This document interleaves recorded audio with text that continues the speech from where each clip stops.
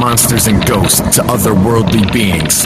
Join the Explorers as they venture into the darkest realms, seeking the truth to what goes bump in the night.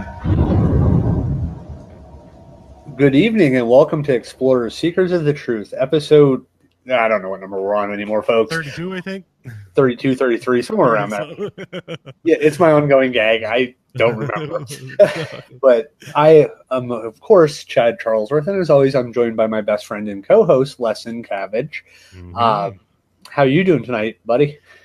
Well, you know, after a long hiatus, unfortunate with, you know, it was due in part to very unfortunate things. I lost my mom. I'm sure most of you people out there know, as Chad has posted the post for me, and it really stinks. I lost her to cancer, and 4 years before that, basically the same time, same age, I lost my dad to cancer. So now I'm an orphan. So if anybody wants to adopt me, please feel free, because I'm done with adulting.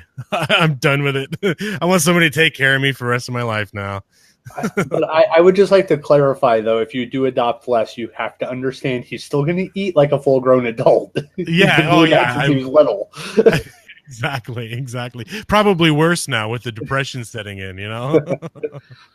But anyway, aside from that, yes, it stinks, and I appreciate everybody who, you know, were courteous or understanding of our hiatus. We didn't want to do it, but I needed some time to kind of get my brain wrapped around things, because things happen so quickly and unexpectedly, and not the way that they should have. And but that's a whole other story that I'm not going to share.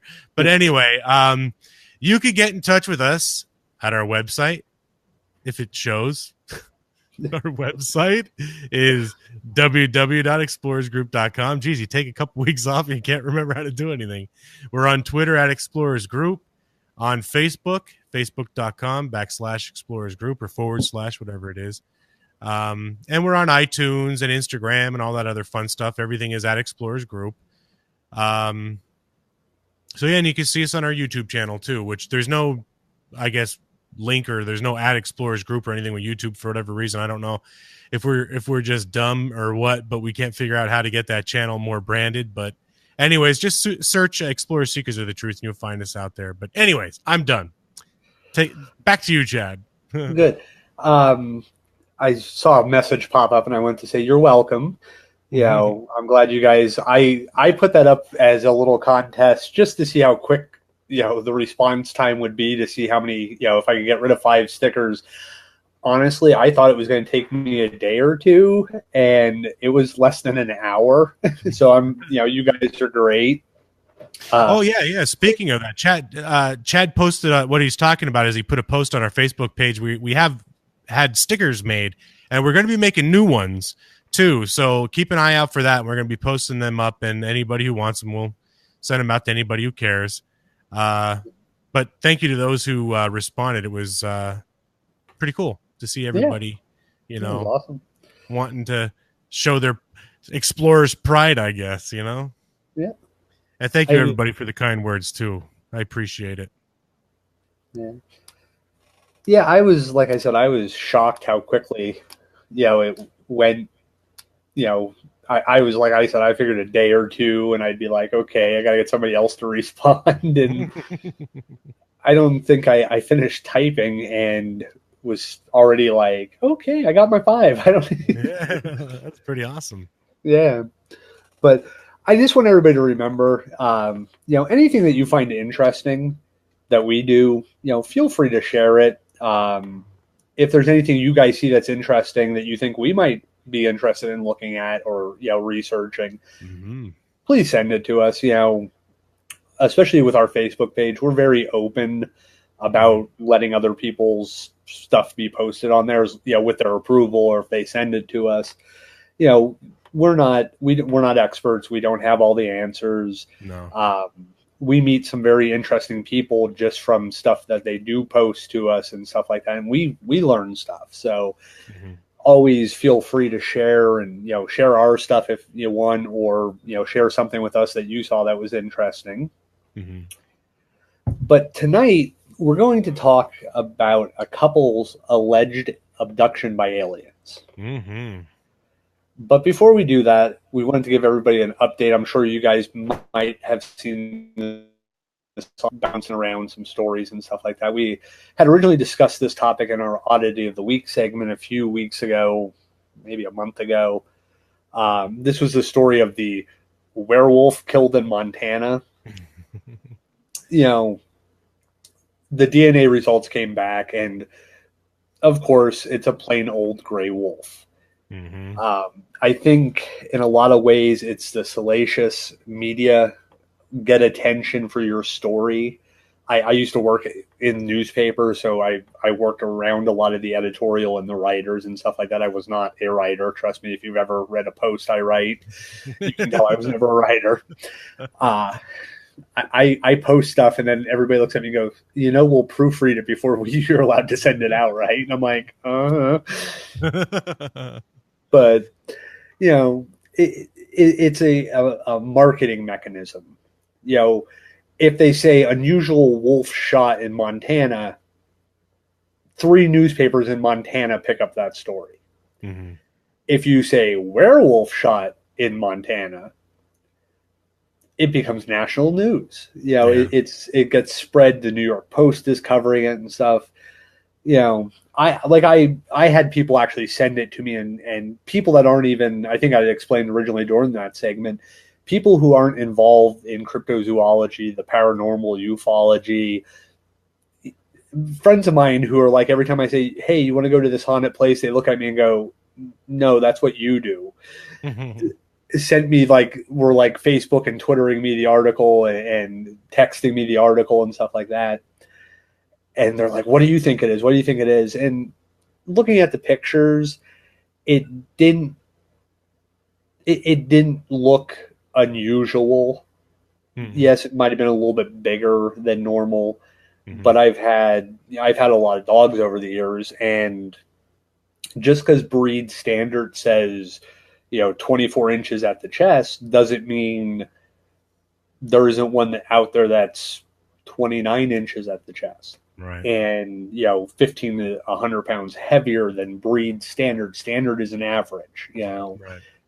So the DNA test was done by the U.S. Fish and Wildlife Forensic Laboratory in Ashland, Oregon, and it just confirmed that it was a gray wolf. The lab compared the animal's genetic markers with thousands of other samples from wolves, coyotes, dogs, confirming it to be a gray wolf from the northern Rocky Mountains. Mm-hmm. So, I think we had come to the conclusion, we really felt that it was just going to be some kind of either hybrid or just a larger than normal wolf. Mm-hmm. So I think it's still interesting because it shows that sometimes the size of some animals change a little bit, and people don't necessarily recognize them as the original animal that they were used to seeing or have seen in pictures and stuff like that. So it's definitely interesting to see that, because it does lend to the whole eyewitness testimony when there are sightings of these different cryptids. Are they making is it becoming where just because it's larger than normal, you right away look at it and equate it to another an unknown animal? Or is it something along the lines of your brain doesn't want to accept that wolves are that big? Mm-hmm. It's like the first time I saw a moose. I grew up in Pennsylvania. I grew up around white-tailed deer. Mm-hmm. I had seen some reindeer and stuff like that at the different petting zoos we have in that area and stuff like that. And then I saw a moose. I've seen pictures of mooses. I've seen moose on film. I saw Rocky and Bullwinkle. Yeah. I never quite grasped how large a moose really is. Oh, they're massive. Yes, until I saw it standing next to my Land Rover, and its shoulders were about the roof of the Land Rover. Right. Yeah. That's a big animal. Mm-hmm. But never, if I saw one that was smaller, I might not recognize it as being a moose. I would naturally go to, oh, it's a this kind of deer or that deer or some other large but not as large as a moose type. I don't know what deer are considered venison, so I don't know Yeah. if that's the whole species or subspecies or kingdom phylum. Deer. Yeah. Well, it's kind of like what you said before, not to drag this out any longer, but it's like you said before with breed standards. There's always different variants in the breeds, and that's why you have show quality and you have pet quality when you're a breeder. The show quality, which are the ones that are always the standard, are the ones you see in the show rings and whatnot, and they're the ones depicted to more or less characterize the breed. But then the pet qualities could be bigger, smaller, muzzles may be a little broader or shorter or longer, ears might be different. There's variations, and the same would apply with wild animals as well. There's always some sort of mutation in a gene. There's albinism, there's different traits that aren't common, but yet they're there. So it could have just, because when I was looking at those pictures, like the first thing that popped into my mind, I'm like, oh, it's a wolf. It's clearly a wolf. It might not, the muzzle looked a little thicker. The ears looked a little more woolly, if you will, more hair, thicker. The legs looked a little bit thicker, but all in all, when I looked at it, the only thing that really stood out to me that looked odd, and this is just basing it off the pictures in the video, is it looked like it had moss growing on it. Like it had that green patch, but that's probably when it was shot down. It probably, it was probably running, and they're probably shooting from a helicopter because, take the coward's way of hunting an animal, So they probably picked it off, and as it was running, it fell, landed into the grass, and it just, the grass stained its fur, and that's why it looked a little off in the shoulder area and on the side. But other than that, we said it before when we first talked about it. It looks like a wolf. Yeah. But anything is possible. Could have been a hybrid, but now this confirms that it is in fact what we originally thought was a wolf. And I always like to wait for the proof before you speculate. You look at it, it looks like a wolf. I'm saying it's a wolf until proven otherwise, Yeah. And now it's proven. So, but that's just a little recap for everybody from when we first started. I think that's what they consider paraskepticism. Mm-hmm. It's, you're looking for hoaxes, but you're also looking at the base information. If a duck quacks like a duck, flies and floats on water, good chances it's a duck. Just because its bill's misshapen doesn't make it a whole new, creature. But so. Well, like I said, we wanted to just recap that because we talked about it before. We weren't sure what it was, and we said we'd let everybody know once the results are out. The results are out. But now let's get into, I guess, a relatively famous case of an alleged alien abduction and encounter, I guess, if you will. And this is what we're going to be talking about is the case of Betty and Barney Hill. This is very interesting, and I'm going to let Chad kind of start off on the history of this. Yeah. So a brief history of the case. Betty and Barney Hill were an American couple. They claimed that they were abducted by extraterrestrials in a rural Horseshoe, Hampshire, from September 19th to September 9th. This is actually the first American alien abduction story to really gain publicity. There may have been ones prior, but they became widely reported throughout the United States, their story. Mm-hmm. And it actually went on to be called the Hill abduction or the Zeta Reticuli incident. Because both stated they had been kidnapped by aliens who claimed to have been from Zeta Reticulus, Their story actually was adapted in 1966 to a book. It was called The Intrepid Journey. I haven't seen it at any of the bookstores that I go to, but I think the more I got into this case, the more interested I became in it. And I'm not a super big alien UFO person in a way. Mm-hmm. I do believe in certain things. I think what ruined it for me was Ancient Aliens. I'm not saying it was an alien, but it was an alien. Yeah, and I think that's honestly what ruined ufology for me.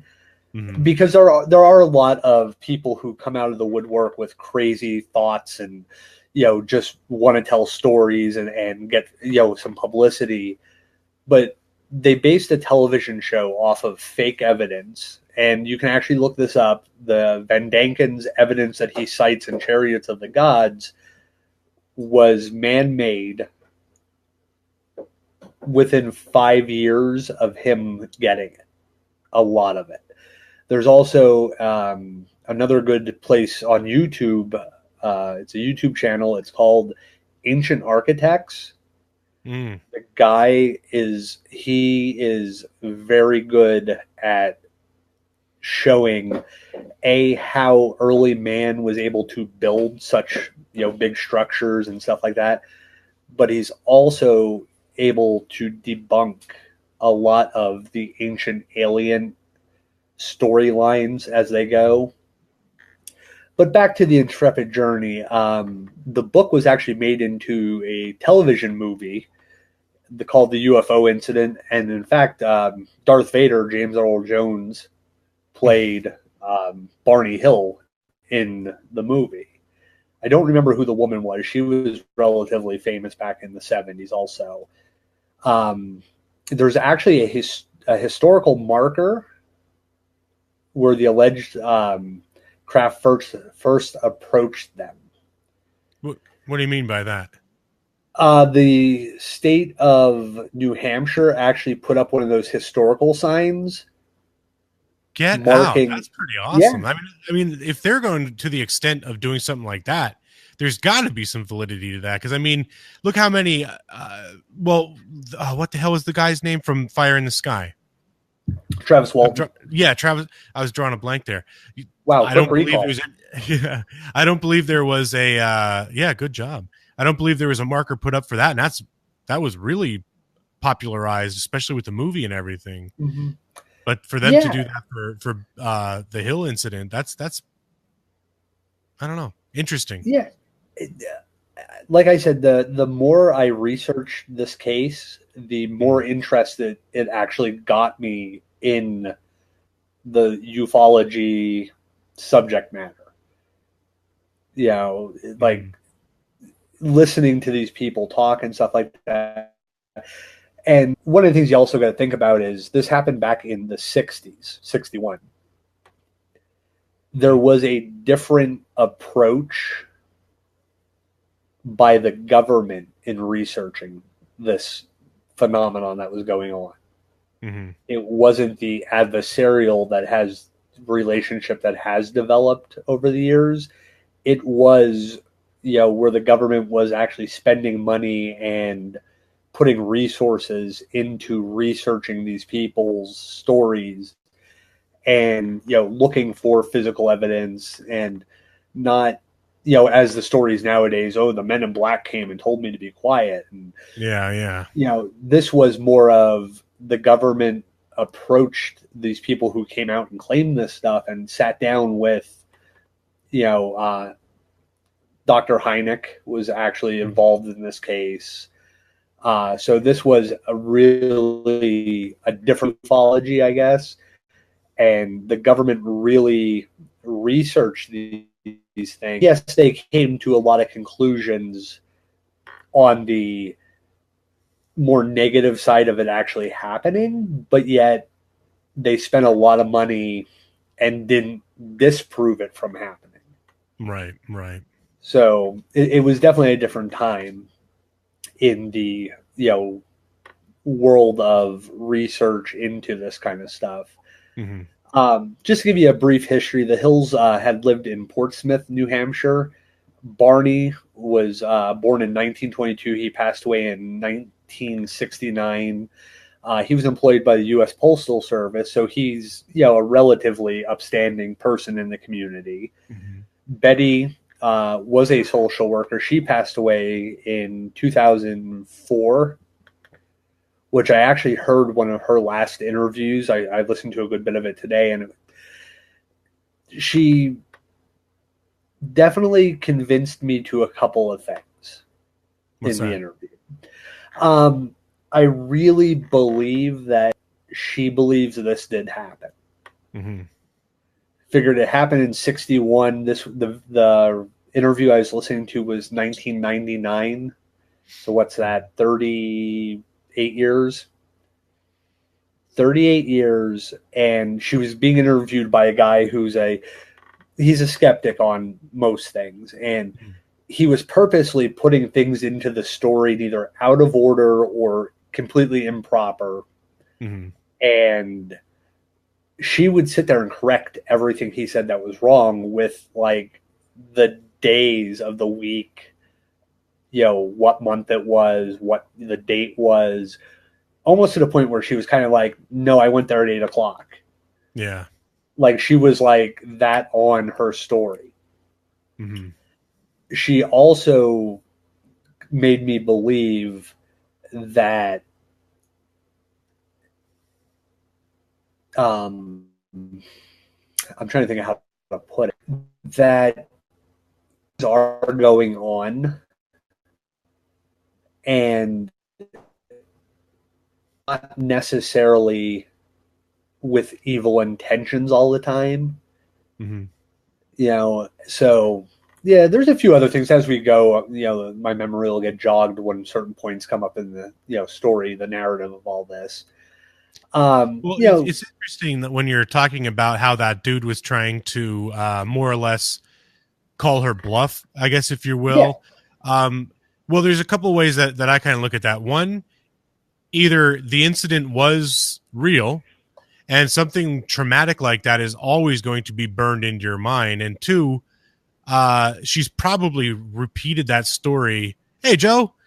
She's probably repeated that story so many freaking times and has been tried to be debunked that she is, she's on her game and whatnot. But the fact that it was so many years after that it had happened and she was still that sharp with it says a lot too. You know what I mean? Like you're not going to, well, I guess maybe some people would, but I mean, most people don't carry a lie that long. You know what I mean? Like you slip up at some point somewhere, and considering she went probably over half of her life, trying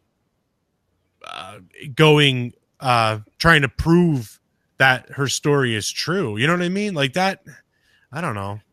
Yeah. Well, and here's the thing. She's one of those people, as you guys have watched the show and the different people we've interviewed, we always talk about the witness quality. Mm-hmm. When you have, any of us that go out and actively research, be whatever it is that you research, and then you think you saw one. Mm-hmm. Well, it's harder to believe that, one of us possibly saw a Bigfoot, if that's what your research field is. Yeah. Because you're going out there looking for Bigfoot. Mm-hmm. But when Joe, the pizza guy, hi Joe, by the way, he's not a pizza guy, but he's an exterminator. But when Joe, the pizza guy, is driving to deliver a pizza at 1 a.m. on some backcountry road, and something darts out in front of him upright, 7-foot-ish tall, there's a different quality to that. Mm-hmm.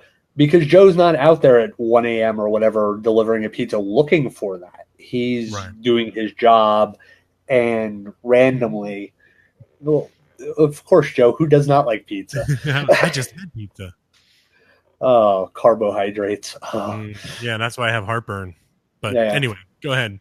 But on that quality of witness, the person who's actively looking, sometimes if you're looking for horses, you're going to see a horse. Mm-hmm. even though it's all giraffes. Right. But if you're not looking for something in particular and it pops up in front of you, Yeah. and you're willing to talk about it, you generally carry a greater weight in eyewitness testimony because you don't know what the average description of that cryptid is, or Right. of a spirit in a home or a building or something like that, or in a just a field. If you don't know the story that goes behind it, and all of a sudden you see something and you start talking about it, and people are like, "Oh, you saw this." Right. You have a little more in what I look at in eyewitness testimony. Continue a little bit about the Hills, though. They were also members of the NAACP,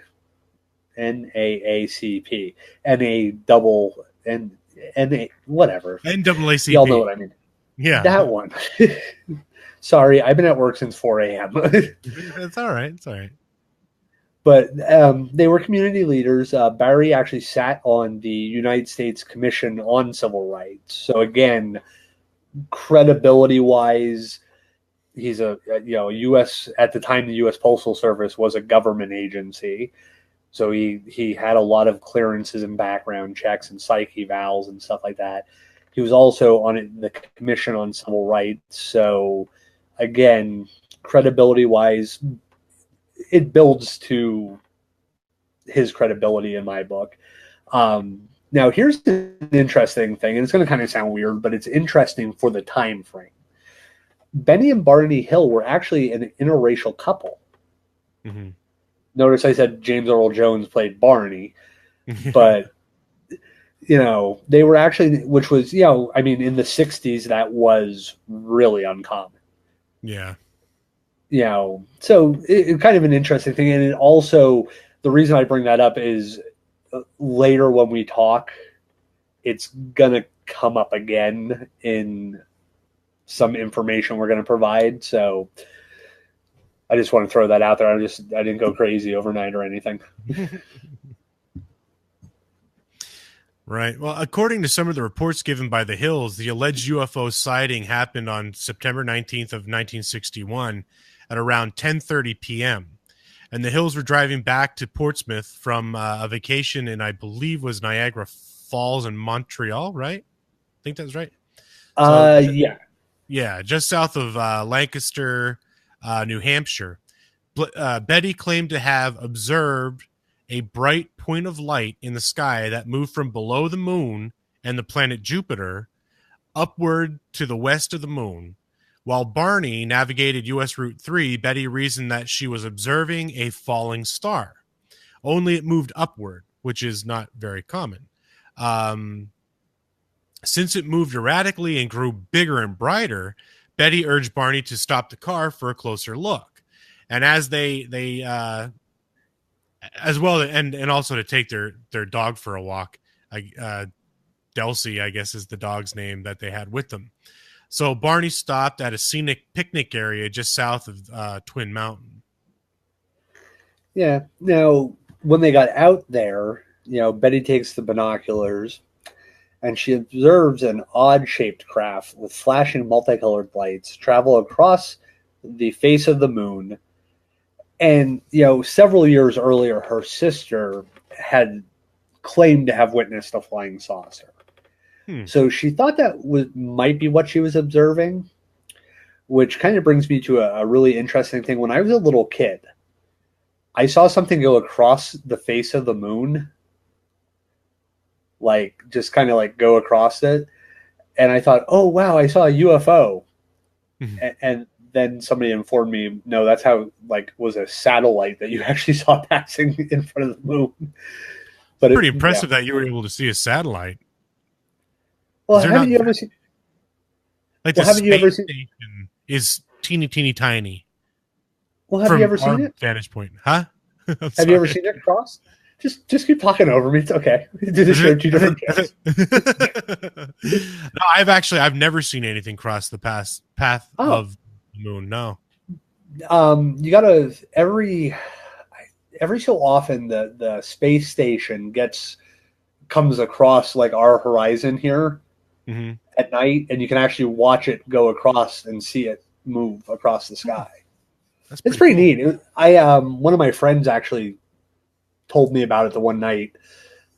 He had called me and he's like, "Hey, just so you know," because he was taking his two boys out to watch it. He's like, "Just so you know, you're going to be able to see the space station cross over us tonight."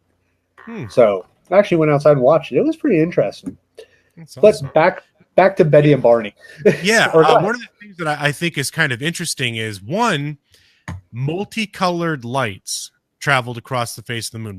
Multicolored lights. Most of the reports that I've read on UFOs and whatnot. Now, and again, I'm like you. This isn't my area of expertise. It isn't the area I put a lot of my focus into. I'm intrigued by UFO and extraterrestrial stuff, but it's not my forte. But most of the things that I had looked up usually are just bright white lights or all one color.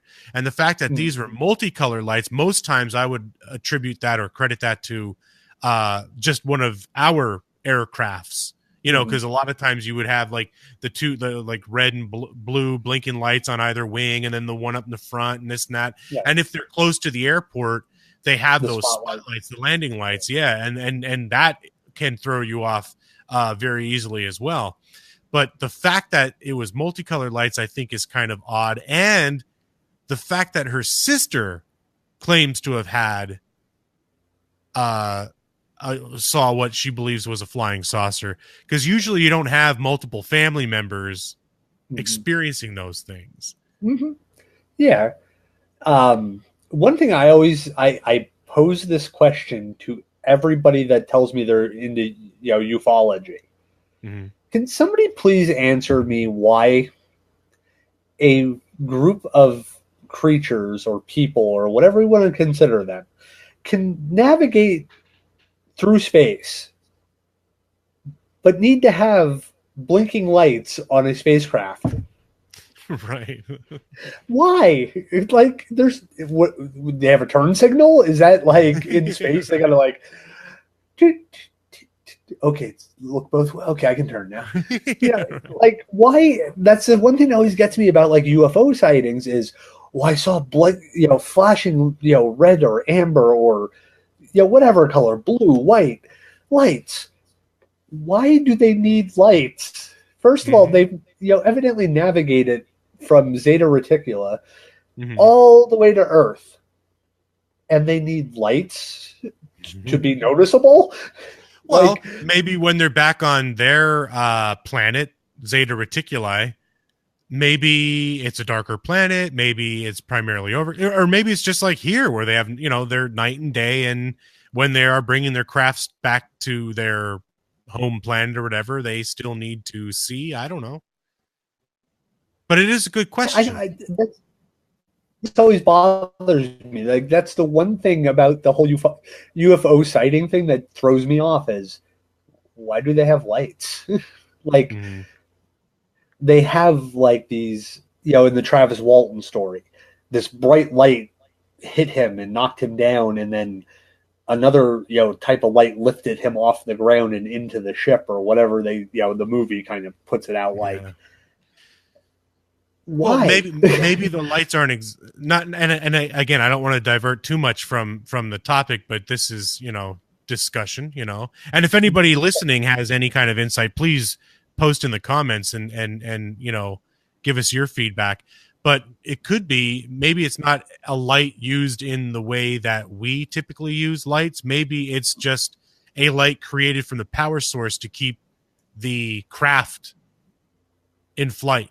You know what I mean? Maybe it's some sort of like a flux capacitor, if you will, that keeps it, you know what I mean? Like, or some sort of a self-contained nuclear engine, if you will, that would keep it afloat. And it's not a light to see where they're going. It's not a directional light like headlights.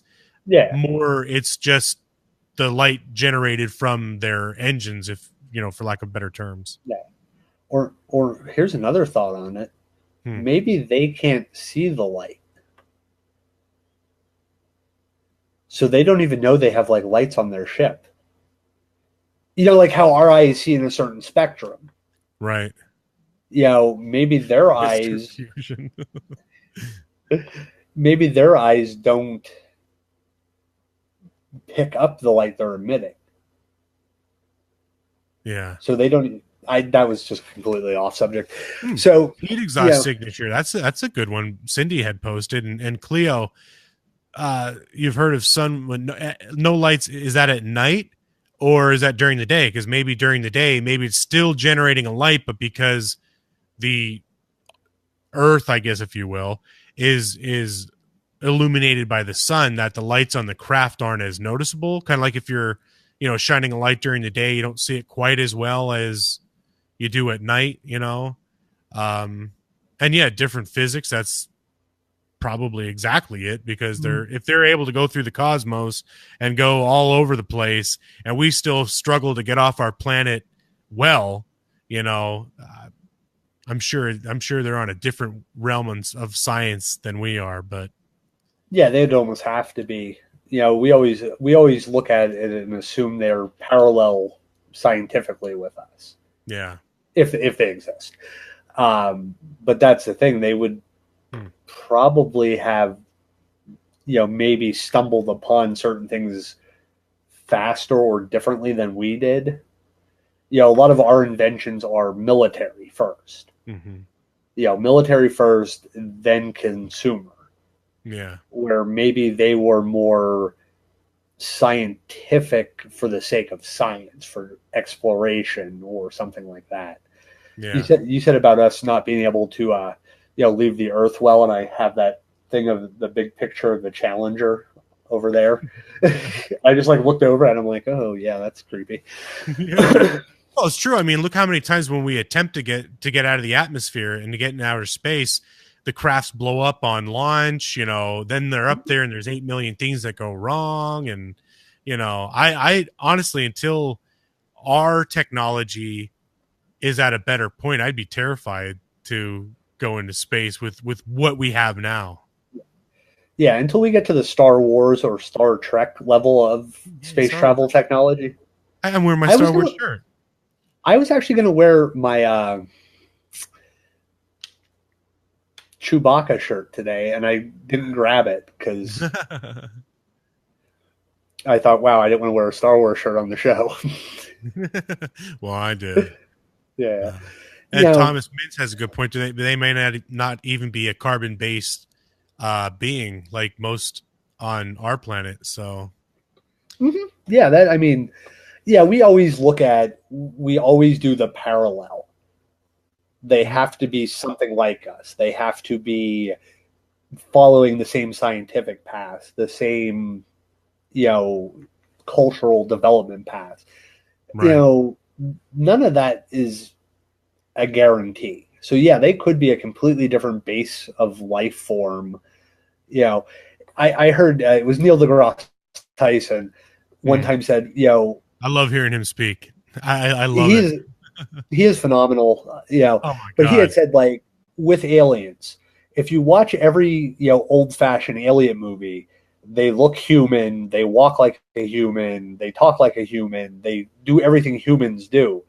And he said the odds of, if a spacecraft landed on the White House lawn tomorrow, odds are the thing would look less like a human than anything else we could picture, because there's no reason for them to be human. We exist in this 2% world, where if we're 2% closer to the sun, we as we are right now would die. If we were 2% further away from the sun, we as we are right now would die. So we are just a perfect spot in the universe for us to exist the way we are.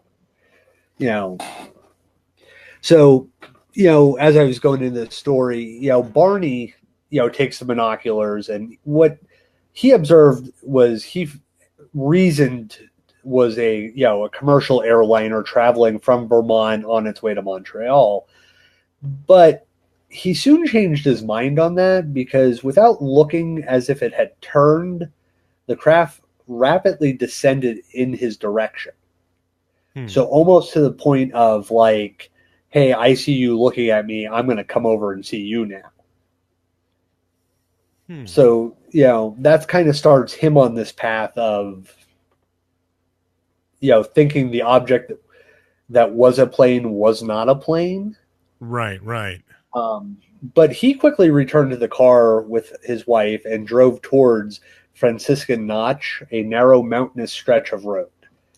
The Hills claim that they continued driving on the isolated road, moving slowly through Franciscan Notch in order to observe the object as it came closer. So now at this point, the object is coming towards them, kind of, following them in a way. At one point, they said the object passed over above a restaurant, a signal tower on the top of Cannon Mountain, and came out near the famous Old Man of the Mountain. Yeah, didn't that fall off? I think so. I think the Old Man of the Mountain, actually, that chunk of stone fell, and it's no longer there in New Hampshire. At least it wasn't. I don't think it was there when I was up there a few years ago. Yeah. Anyway, sorry. I just had to interrupt with that. Yeah, I honestly don't remember, but I think it did. It's like from something I remember reading, because that was some kind of weird, like, oh, it's part of this or it was part of that. It happened because of this or that. But to get back to the time frame we're in, when it still existed as its shape was, Betty testified that what she observed was at least 1.5 times the length of the granite cliff profile, which was about 40 feet or 12 meters if you use the metric system. I like to throw that in there since we evidently have people that watch us in other countries that do use the metric system. And it seemed to be rotating in a way. And the couple watched as the silent craft moved erratically, bounced back and forth in the night sky. So this thing wasn't like an earthbound flight device. It wasn't flying a smooth line, then banking and turning. What they observed was this thing kind of darting around and kind of going up and dropping down and, just hard turns to the left, almost like pulling a hard U-turn on the spot on a dime and, coming back towards them. Now, one of the things I would love, and I don't think anybody's ever, researched it to a point, was there anybody at that restaurant or in that area that also observed something?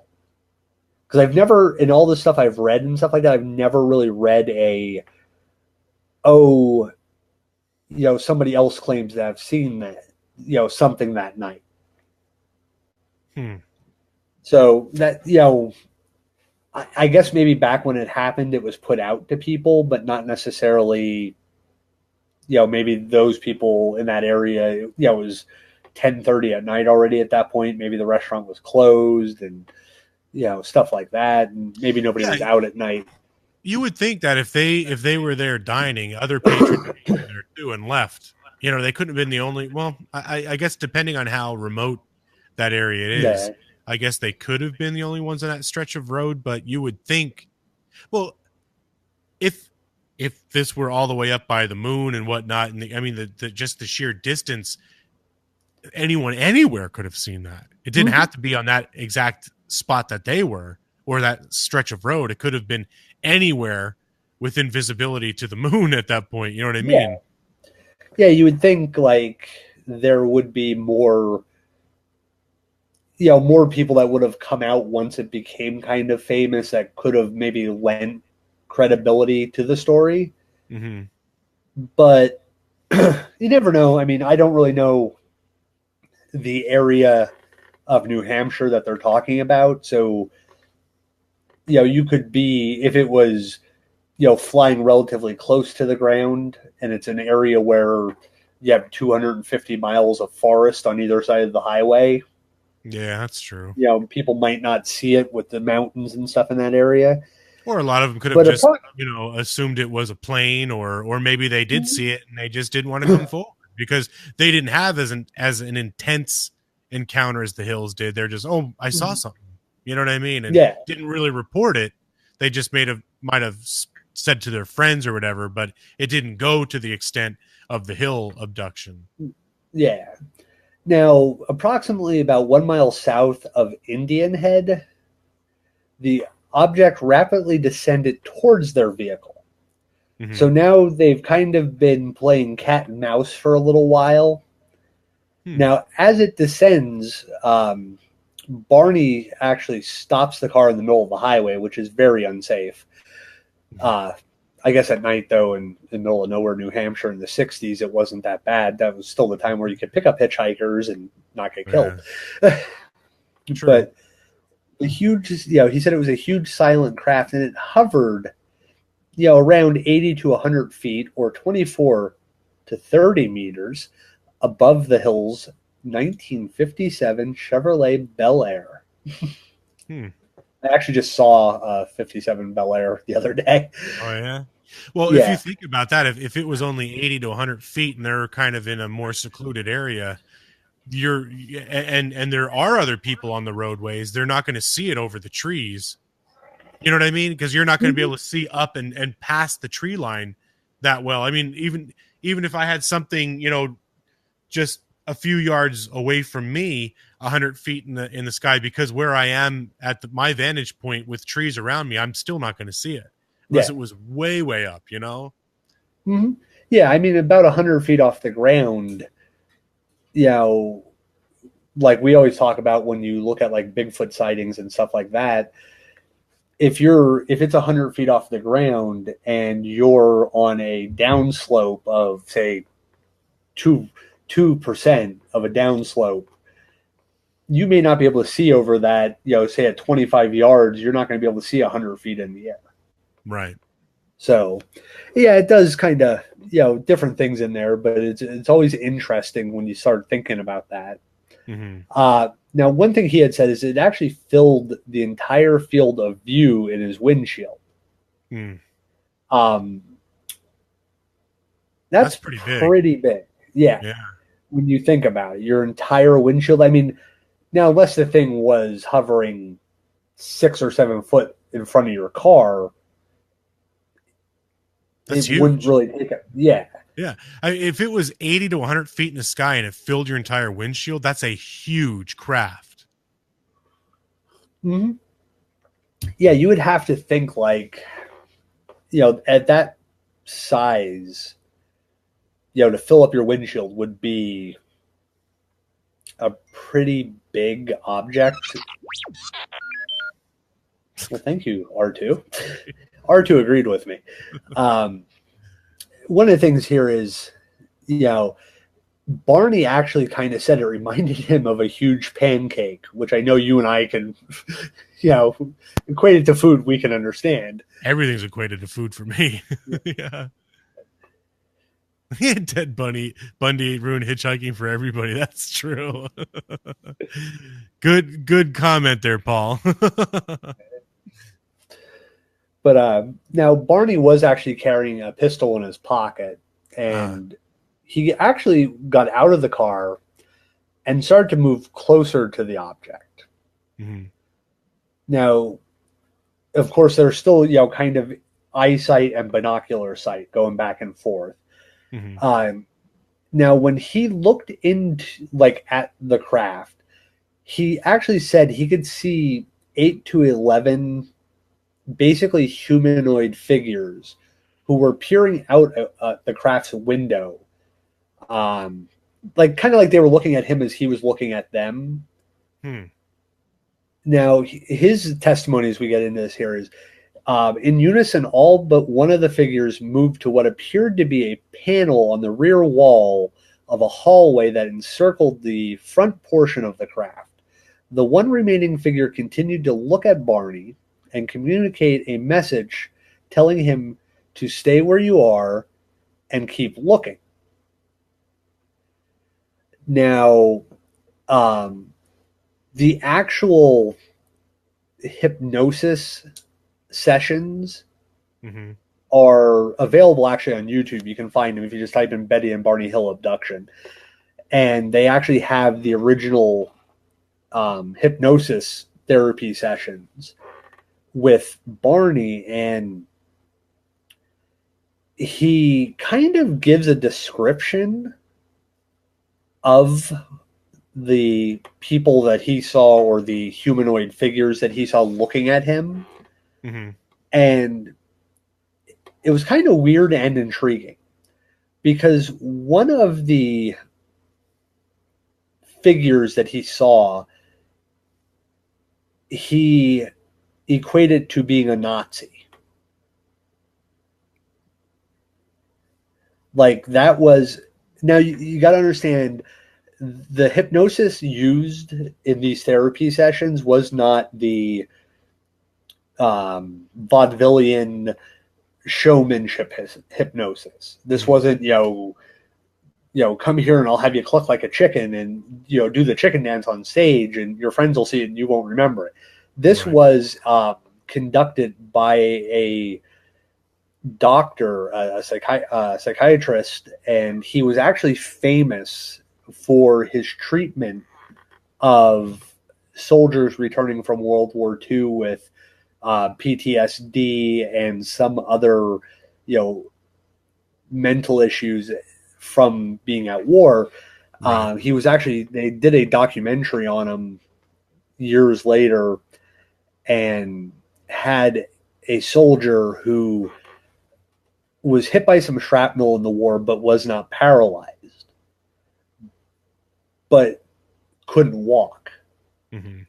Not to interrupt, but I just posted the link to the complete Benny Hill original hypnosis session tape by that Dr. Benjamin Simon that Chad's talking about. So you guys could go check that out after our show. I didn't know Benny Hill got hypnotized.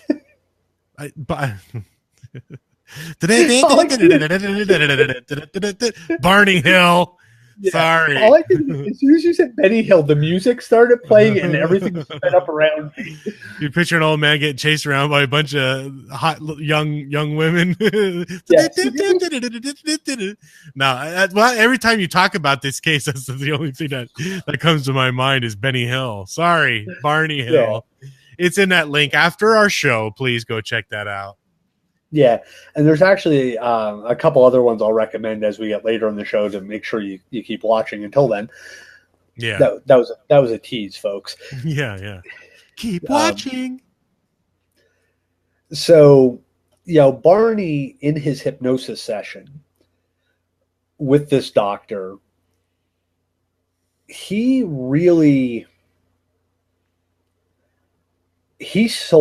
also kind of sold me on something happened to them.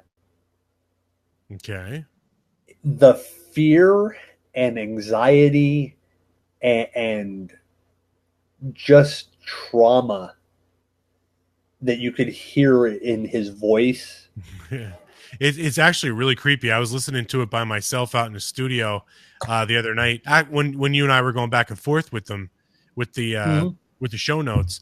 And I was just listening, and you're right. His voice is pure terror. Yeah, and fright. Like it really puts a chill down your spine when you're listening to that. Like you could almost feel the emotion that he was going through. It's really creepy. Yeah, and that's one of the things that kind of sold me on this whole case. Like I said, the more I researched this, the more interested I got. Mm-hmm. Like a lot of times I look into UFO stuff and I read a couple things on it and I'm like, I really don't feel like discussing this for, a while, or this has to be kind of like it's a part of an episode or something like that with other stories. This story, the more I listened and read up on it and the more research I started doing into it. And then when I found those hypnosis session tapes, like, listening to him, like the terror and the like the descriptions and the reasons why he described the different ones the way he did. Like one of them he describes as being a Nazi, and kind of on the lines of they were wearing black uniforms with like black caps, and you know, kind of the old SS type uniform, the solid black and stuff like that, and the black hat. So he right away saw one, and that's what he thought was like, that it's a Nazi. Now, the next one he sees that he talks about under hypnosis is actually a redhead. Which, not to cut you off again, but back to what he's describing as a Nazi-esque alien. Isn't it kind of weird how it was thought that the Nazis during World War II were experimenting with what they considered alien technology? Now, maybe it was alien in the sense that it wasn't known by American scientists, not necessarily alien in the sense that it's extraterrestrial. And maybe what they encountered actually were not necessarily, maybe not Nazi soldiers, but German soldiers. Well, actually, that was something I was thinking too when I was listening to that and stuff like that, because the Nazi occult, their whole thing was they were in contact with the other beings. Mm-hmm. Their scientists all claim that they, had some kind of contact with some other group that was feeding them technology.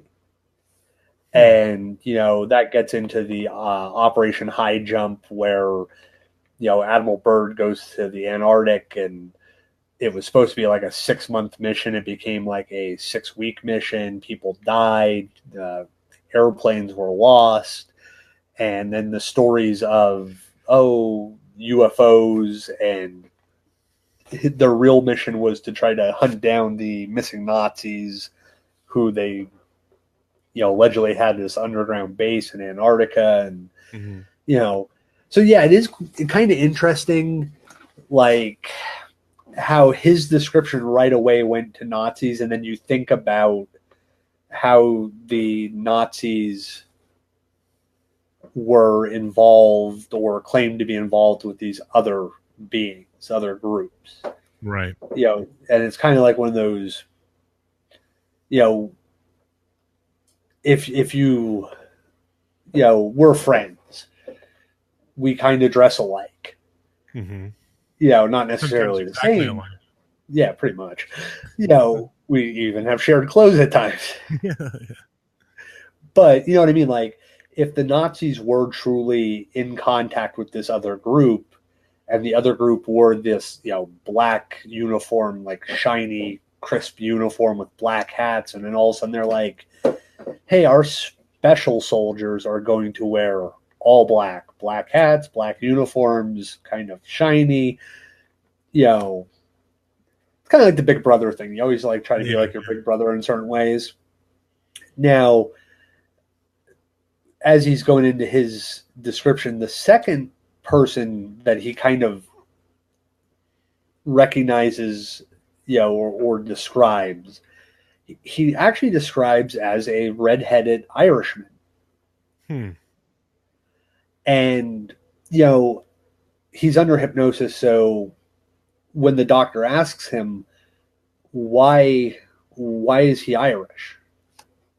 He basically said, again, he was African American, and he said most Irish that he had dealt with have, issues with African Americans. They're very, prejudiced, racist against African Americans. So at that point, he said the person had a very kind face, which he said when remember, he's a postman, so he's out walking and in neighborhoods and stuff like that. When he sees an Irish person with a kind face who's polite and nice, he always remembers that. Mm-hmm. So it kind of, to help not become racist on his end or prejudiced towards a group, he always tried to remember the good people of the group, not the ones who were bigots and stuff like that. So it was interesting on that part of it, but like I said, the fear and terror in his voice as he's describing all this is, don't listen to it with the lights out and at night. Or when you're trying to go to bed. So now, yeah, it's creepy. He said now, like, the craft had bat-like wings or fins that became like telescopic from out of the side of the craft. And at this point, the bottom, part of the craft still had like the lights going and stuff like that.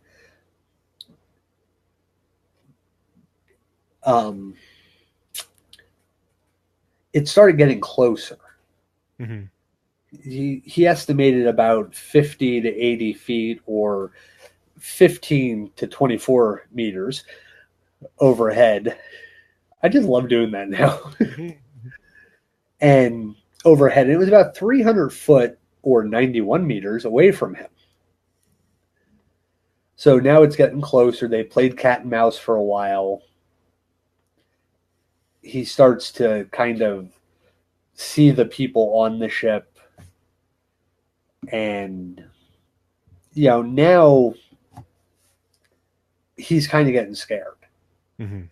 He, the one that looked like a Nazi, probably good reason to be scared. And he basically, from his thing was he had to fight the urge to stand still. Mm-hmm. Like he's, in his hypnosis, which I'm going to refer to a lot, he's saying, "Dear Lord, please let me look away. Please let me look away." So almost one of those times where you're frightened so much that you lock up. Right. And in his mind, he was reasoning himself out of it. Yeah, like scared stiff. You know what I Yeah. mean? Where you're froze with fear. Mm-hmm. So he finally did actually tear the binoculars away from his eyes. And at that point, he ran back to his car. But now he's kind of in a hysterical state. Mm-hmm. And he starts yelling to Betty, not necessarily at her. They're going to capture us. They're going to capture us. And again, when you hear the hypnosis tape, when it comes up to that part, I mean, it is a very chilling, like, you start to kind of like look at it like, okay, I don't necessarily believe in all this, but this is really starting to put me on a path of, I kind of believe in this right now. Mm-hmm. And at that point, when he ran away, the craft basically moved directly above their vehicle. Mm-hmm. And he got back in the vehicle and drove away at, what they considered a high rate of speed. I don't know what the top end is on a 57 Bel Air. It's not a Porsche, so I'm not sure, probably like 65 miles per hour. And he was telling Betty to look for the object. Keep your eyes on, around us to see if you see it again. So she rolls down the window. She's looking out the window, looking up in the sky. And as this is going on, they hear this rhythmic series of beeps and buzzes. And they said it almost seemed like the beeps and buzzes sounds were bouncing off the trunk of their vehicle. It's almost like an infrasound if you think about it. Yeah, some kind of sound infrasound based technology. Yeah. Because then they said that the car started vibrating. And what they explain as they had this like tingling sensation pass through their body. So almost like it was scanning them or something. And the technology, kind of caused a nervous response in the body.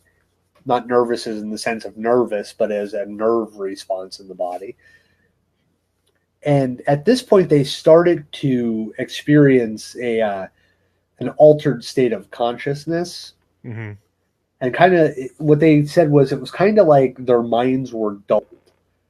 like they were still thinking on their own, but they weren't like perceiving right. Yeah, and comprehending things that were going on. Mm-hmm. So now, after this was going on, they basically had a second series of these beeps and buzzes, and they kind of like snapped out of whatever was going on.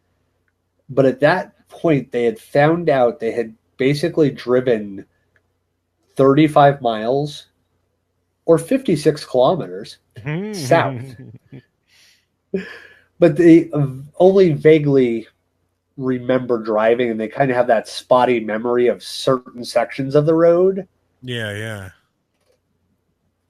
But they made a sudden unplanned turn onto a road, that kind of went off into the woods.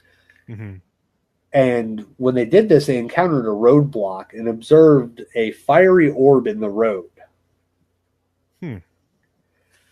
And, I think we all can kind of, think about times that we've been driving and you're driving for, wherever you're driving in a couple hours or whatever. And all of a sudden you're like, I don't remember driving through this whole area, but I must have, because now I'm on the other side of this, this town or on this other highway or something like that. Oh God, that happens to me all the time. Every time I'm driving with my wife and we're having a conversation, I don't remember any of it.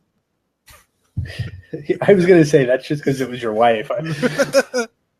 Yeah. But no, I mean, seriously, like I commonly have that where I space out and I drive several miles and I'm like, I don't remember when did I get here? I don't remember any, you know what I mean? Because you're just, your mind is wandering and thinking of something else or whatever. And you have no recollection to the physically what's in front of you because you're, I guess, spending more time in your mind, in a way.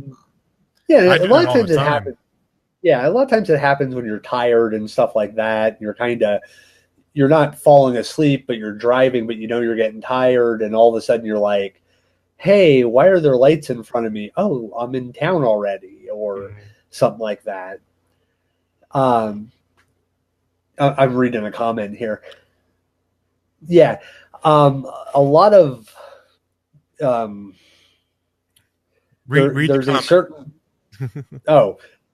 it could be sound waves. Certain pitches can make people physically sick. And that's a lot of, we've kind of, Les and I talk about that a little bit here and there. Like 20 megahertz will induce fear. Mm-hmm.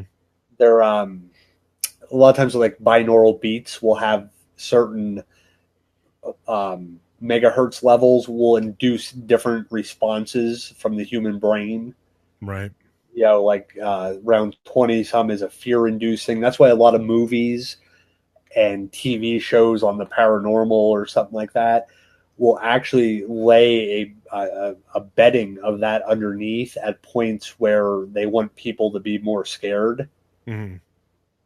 And cause that reaction, like when you're watching some of these ghost shows, like when they start getting to the creepy part, that sound bed is actually underneath it and will cause people to become like anxious or afraid, even though they know they're watching a TV show.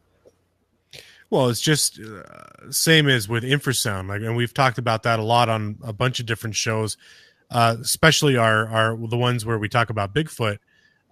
Supposedly Bigfoot, tigers, and some other animals have the ability to project infrasound, and it has a multitude of reactions when directed towards the human body.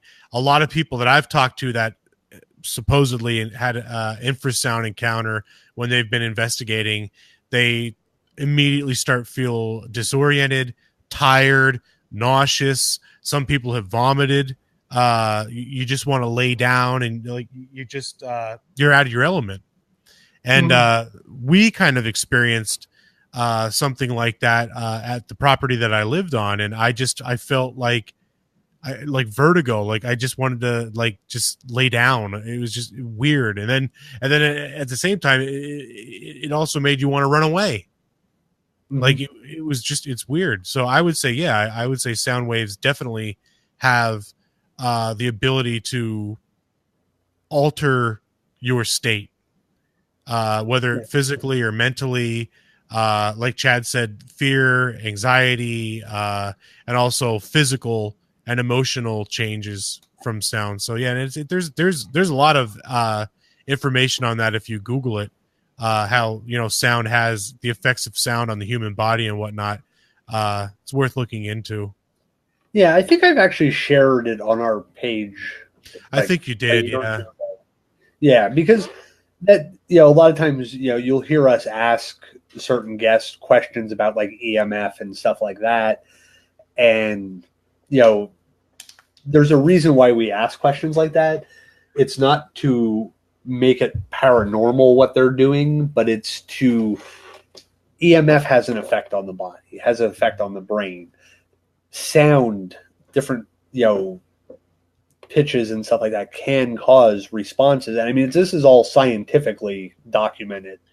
Right. Stuff. Right. And that's to your point. I want to stress that again is so many people want to the minute you talk about EMF, they're right away. They're like, oh God, you're a ghost hunter. No, it has nothing to do with ghosts or the paranormal. It has to do with the science behind the reaction of the magnetic field or the sound wave. There's devices that are designed to measure that. And if you're trying to investigate and look at things logically or scientifically, use the tools that are at your disposal that are produced for those specific reasons. Like we talked about with Andy McGrath when we're talking about the Sasquatch sightings and some of the sightings in the UK where they were at, I don't know, which was it, Loch Ness or one of the locks, and people experienced a sensation that made them want to jump off the cliff. Well, could it have been an electric field, a magnetic field, and some kind of a resonating sound? Not, and again, we're not saying because it's what makes it produced a ghost and made the ghost made him jump. No, it's the science behind it. I don't know. I could go on for hours about that, but point made, I guess. Yeah, I think we're kind of planning on doing an episode discussing that, and yeah, I'm not going to talk anymore about it. Right. So now they witness this fiery orb in the road, and Thomas Mintz has a good point. When you're living under or you're exposed to high power lines, like the ones that go for miles, the real heavy duty power lines, the high voltage, yeah, dude, they cause cancer, they cause mental disorders, they cause physical deformities and whatnot. You know what I mean? Like if you live underneath that, a lot of mental disorders and whatnot because of the exposure to the energy. And that's kind of our point. That's a perfect point. Thank you. Yeah. So to continue on with this, I'm going to take you in the Hills order of what happens next. Okay. So now this is after the incident, right? This is how they perceive what happened that night. Okay.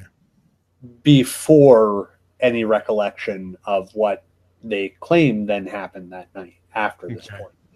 So at this point, you basically have a sighting, of an unidentified flying object. So they arrive home at about dawn, and the Hills assert they had, some odd sensations, some impulses that they couldn't readily explain. Betty insisted that their luggage be kept near the back door rather than in the main part of the house. Their watches that they were wearing would never work again. So both of their watches were affected from this. Barney, upon examining his binoculars, saw that the leather strap to him was torn. though he could not recall tearing it. Hmm. And the toes of his best dress shoes were scraped up and scuffed. Now, for some reason, this is, ladies, please bear with us. This is going to sound a little odd. Not something Les hasn't probably done before. But Barney, for some reason, was compelled to examine his genitalia in the bathroom. Jesus Christ. You do that 5 or 6 times and then you never live it down, Yeah, but you're not supposed to do it in the middle of Walmart's bathroom. Oh, God. All right, go on with it. But, he basically said he found nothing unusual. Same thing I say all the time. Oh, God. Now, they both took... Here, not to cut you off, but earlier in the report, didn't they say he tore the binoculars from his eyes and raced to the car, right? So there, like, in his moment of fear and panic and confusion, he could have been, they just quick try to pull to get them away, and they were still around his neck, and he didn't know, that could have caused that. And in his scuffle to or race to get back to the car, he very well could have scraped the tips of his shoes against the macadam, and you know what I mean? And you're not going to really remember that. Oh, yeah.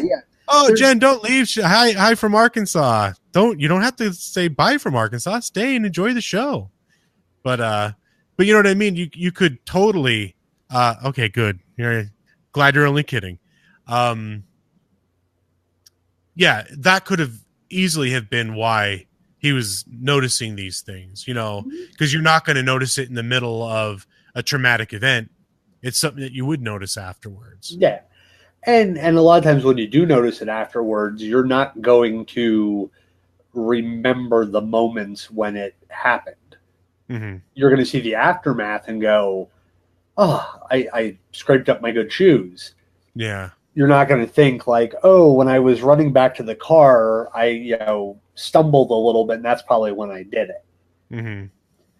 So, there's definitely always reasonable explanations for some things. Mm-hmm.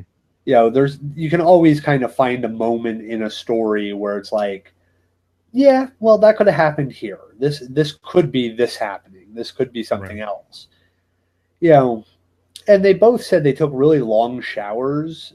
Like they said this is back in the early days of, the understanding of radiation and stuff like that. So they really didn't know what, they were dealing with. Like they said, they had the beeping and buzzing hitting the car. And if you actually think about it, when you go in for an X-ray, it's a beep and a buzz. Yeah.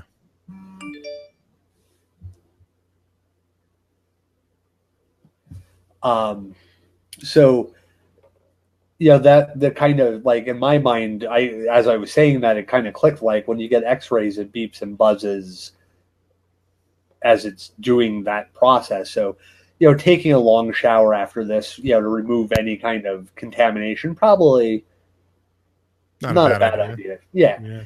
Now, they both had the opposite partner draw what they saw or what they observed. So that's kind of interesting. Like, instead of just saying, oh, you saw this. Okay, yeah, that's what I saw. They both kind of sat down, drew out what they saw, and then kind of compared to each other, what they saw. Right. Now, the thing was, they started at that point to realize that they should have been home much earlier than dawn. Like a whole 2 to 3 hours earlier. And as they thought about this, they started to try to reconstruct the chronological order of the events as they, had witnessed the UFO on their ride home. Yeah. And they couldn't really put it together, but one of the strange things was their memories started to become incomplete and fragmented. Like they were just like kind of losing stuff out. Like within hours of this happening, they started to lose pieces of the memory, which really isn't that uncommon with people that go through traumatic events, like especially like kids and stuff that, you know, lose a parent or get into an accident, or you know what I mean, like anything very traumatizing, they almost don't remember anything. It's almost like they go into selective amnesia, you know. That's I think that's actually what it's called. Oh, wow, how about that? Yeah, so I'm smart. Yeah. But you know, they got a few hours of sleep after this point, and you know, Betty, for some reason, when she awoke, you know, decided to put her shoes and clothing that she had worn during the trip home into the closet. And as she does this, she observes that the dress that she had been wearing had been torn at the hem, zippers, and lining.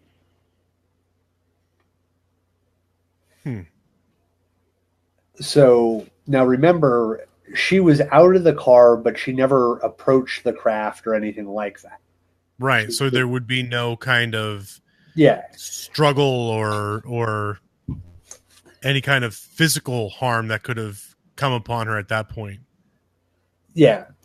So I mean, that's one of those things. Like, I mean, I know as a guy, I you know, ripped a couple of hems in my pants, you know, the seams of my pants a few times.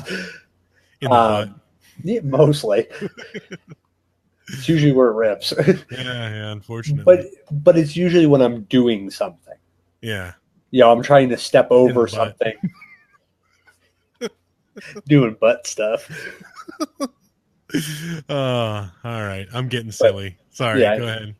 You know, so I know there's times where, you know, I rip stuff and kind of, you know, mess up zippers and stuff like that.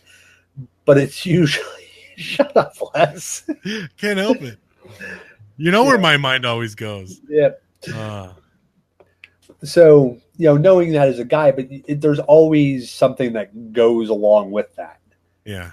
You know, when you start hearing hems, zippers, and linings ripped in a dress, kind of leads me down a path of there's been some kind of altercation. Yeah, or tampering, yeah. Yeah. Now, later, she goes to retrieve the dress out of the closet and stuff like that, I guess, to kind of hang it out and, you know, let it air freshen. Mm-hmm.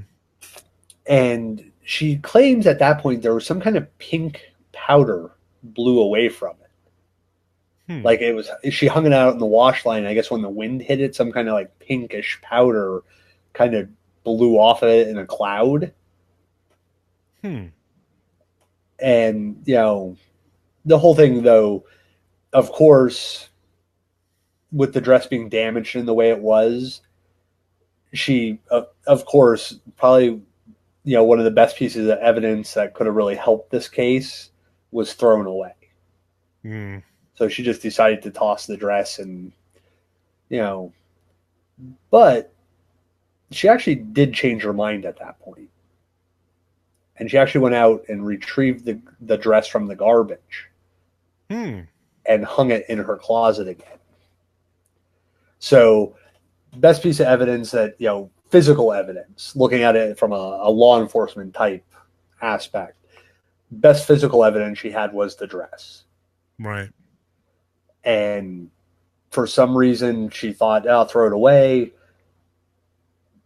But then all of a sudden has that thought of like, for some reason I should keep this.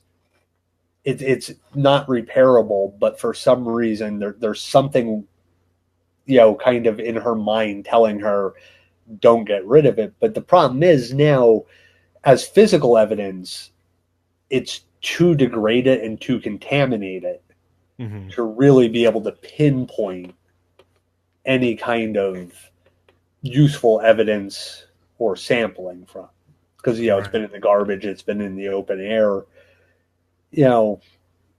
But they actually have done, 5 laboratories have conducted chemical and forensic analysis on the dress, you know, but nothing at that point useful has ever really come of it. Yeah.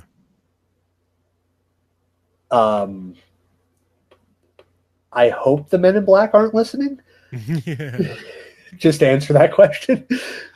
Gary, I'm sure the government's listening to everything. There's every freaking device that we have anymore has ways to observe us. So, and especially that, what is it, Alexa or whatever it is through Amazon. I refuse to let any of those devices in my house. Oh yeah, I mean, think about it. I mean, not that we talk about anything that's, you know, crazy, but think of it's a device that you communicate with. Of course, it's going to be, hey Kelly. Of course, it's going to record and pick up and remember and collect the data of the things that it's hearing that are going on within your home. And if some of it is sketchy, I'm sure there's trigger words that are, you know, going to alert some sort of authority to let them know, okay, you know, there's you know, repeated patterns of certain words and this and that, so it needs further investigating. Mm-hmm. And then with your smart TVs, that Alexa devices and similar ones, your cell phones. Yeah, I was gonna say, I'm looking at all that. My cell phone is sitting in front of me, and I was thinking that one already does it. Yeah, that's the one it's the one thing I need, you know, to live in this world is this phone. No, I'd love to get rid of my phone. Oh, I would love to too, but it's, you know, my communication with, you know, I do most of my posting for our page off my phone. So. Right. I still want to live up to my original plan when I was in high school. I wanted to move either to Colorado or Alaska in the middle of nowhere and live as a hermit in a cabin in the middle of nowhere and not be bothered by anybody. I still want to do that. Yes, but you have a wife and 3 children now. Doesn't matter. I'll take them with me. Oh, I thought you were just going to go by yourself. And well, I would prefer, but, you know, I got responsibilities. So now the good thing was we could have answered the, you know, aliens listening or the Men in Black listening. We could have really had an ego with that and been like, of course they're listening. We're the best show out there. Yeah. So thanks, Tom. Thanks for tuning in, buddy. Yeah. So definitely our egos could have been bad there. Thank God we're humble people. Yeah. Are the aliens running this world, Gary? I doubt it. They probably don't want anything to do with the world with the way our society is anymore. Too much inner fighting. But anyways, let's get back to the thing. Okay. So now, if you guys remember, we were talking about this beep and buzz that they said kind of was like bouncing off the trunk of their car. And that's when they start to get the dull mind and they kind of got the tingling sensations throughout their body. Well, that did actually leave physical evidence on the car. Mm-hmm. There were shiny concentric circles on the trunk of their car that had not been there the previous day. One of Betty's friends had recommended to take a compass out to the trunk of the car, around the car and stuff like that, and kind of see if there's any kind of interference with the magnetic north. Excuse me. And, you know, she basically said as she moved closer to these circles on the trunk of the car, the needle would actually just start spinning around like there was some kind of interference with magnetic north. Mm-hmm. But she'd move it a few inches away and it would slow down and pull itself to magnetic north. Yeah. So there was some kind of radiation interference on the trunk of the car. So they go about reporting this on the 21st. Betty actually telephoned Pease Air Force Base to report their UFO encounter.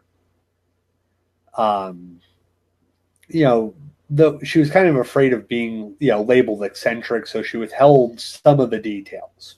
Mm-hmm. Now, on September 22nd, Major Paul W. Henderson, telephoned the Hills for more detail, to set up a more detailed interview. And he basically, about 4 days later, comes up with the determination that the Hills probably misidentified the planet Jupiter. This was later changed in the official reports as an optical condition, is what it was reported as, inversion or insufficient data.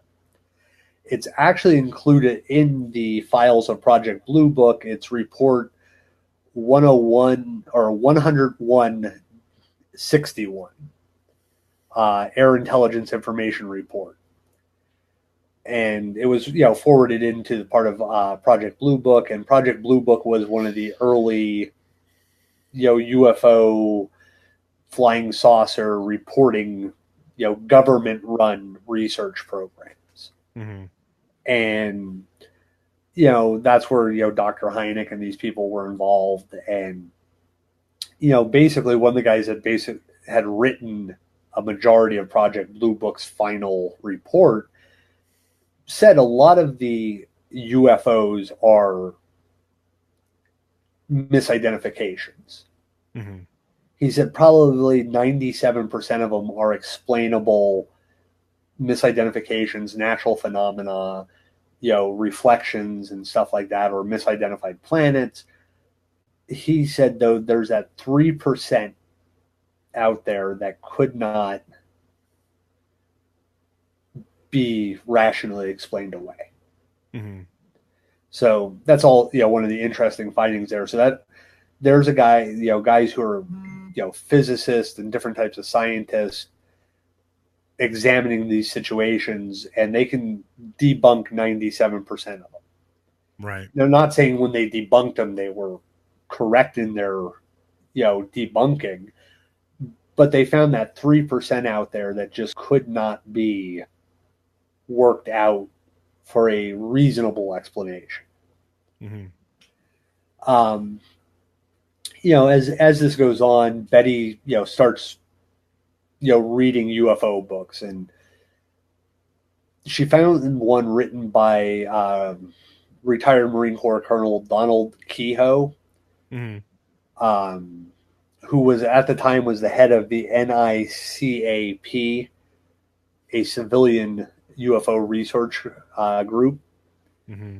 So she writes to him and, details what they had observed. And at that point, she has started considering getting hypnosis to see if this was... That's actually the National Investigations Committee on Aerial Phenomenon. Just to clarify what NICAP was. Go ahead. NICAP? Yeah, NICAP. Sounds like a sleep aid that you can buy over the counter, OTC. NICAP OTC. Available in finer retailers like Walgreens. Walgreens, yeah. But, she starts considering hypnosis. And, basically she was always under the thought of something more happened, but could not get her mind to work it out. Mm-hmm. So at this point, she does actually meet with Walter N. Webb. Mm-hmm. He was a Boston astronomer and NICAP member. And he met them in October, so now we're already a month later that he ends up meeting with them. Mm-hmm. He conducts a 6-hour interview, and all they could remember about it was this UFO encounter. Mm-hmm. But Barney starts talking about developing a sort of mental block Mm-hmm. that he, he kind of suspected that there were some portions of the events that he just did not want to remember. So that's when we were talking about the hypnosis and stuff like that, how the fear and stuff like that is he was selectively cutting off those memories. Yeah. And, he when he gives when he's talking to Webb, he kind of gives all the details of the craft and the appearance of the somehow not human humanoids that were on the craft. Now, Webb, his thoughts on it were they were telling the truth. The incident probably occurred exactly as reported, except for some minor uncertainties and technicalities. At that point, he's basically referring to some human judgment things in there, not necessarily, perception of size and stuff like that is kind of a, can be a technicality when, you and I see something and you say it's 6 foot tall and I say, it was probably about 5 foot, 5.5 foot. Yeah. There's some different, points of reference that each person kind of has on it, seeing the same thing. So, they start to go, they basically agree to go under hypnosis. And as they, the hypnosis sessions lasted, I believe, 6 or 9 months.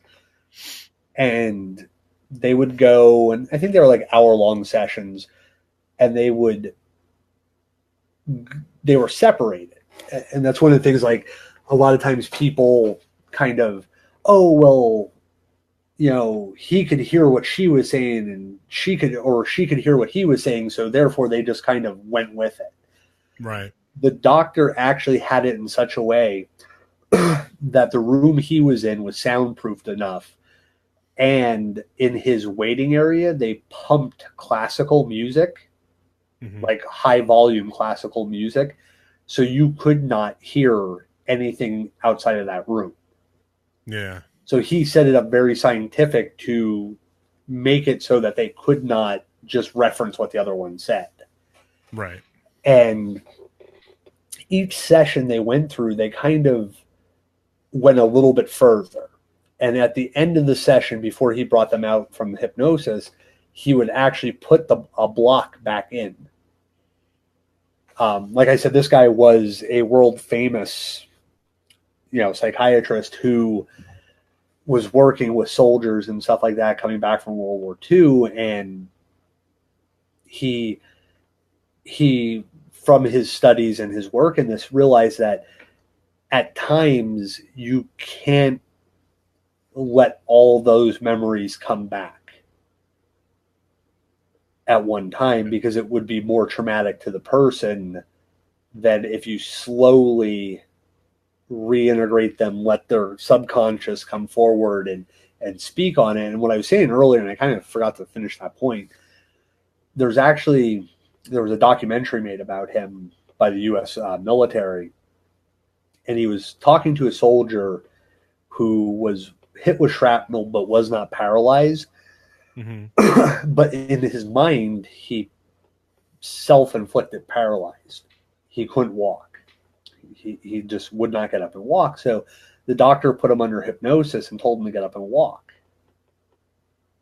And the guy got up and walked around the room, went over to a nurse, started talking to the nurse, started crying because he was up walking. Got him to sit back down, brings him back out from the hypnosis. And the first question the soldier says to him is, well, Doc, do you ever think I'm going to walk again? And the doctor says, yeah, I'm 100% sure you'll be able to walk again.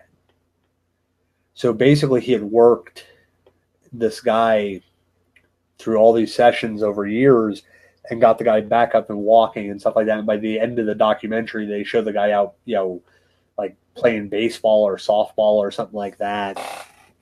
So this guy was a real expert on this subject of using hypnosis. And this isn't,